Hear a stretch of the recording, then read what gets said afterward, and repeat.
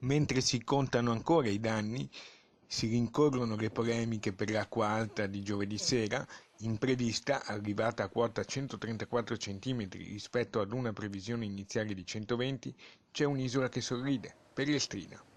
Questa volta il sistema delle pompe di sollevamento, che in passato aveva registrato più di qualche pecca, ha tenuto e funzionato alla perfezione.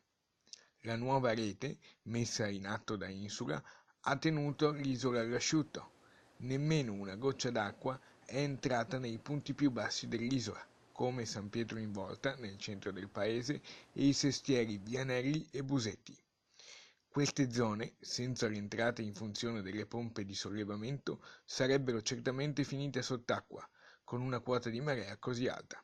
Il presidente della municipalità dell'Isola e Pellestrina, Danny Carella, come tutti i 3.000 residenti, può tirare un sospiro di sollievo. La constatazione che la scorsa notte Pellestrina è rimasta sostanzialmente all'asciutto è sicuramente positiva.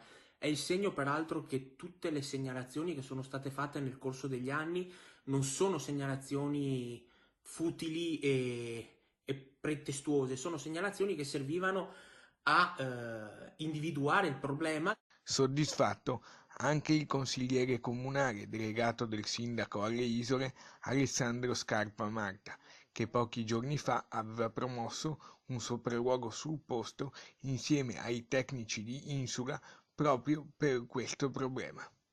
Ora il presidente Carella guarda al futuro. È stata fatta una manutenzione seria e programmata e adesso ci auguriamo che in vista poi della prossima stagione delle acque alte, quindi a partire da ottobre-novembre di quest'anno, si sappia fare una programmazione ancora più dettagliata in maniera che per Pellestrina l'acqua alta possa diventare finalmente solo un ricordo e non più una fonte di apprensione per tutti i suoi abitanti.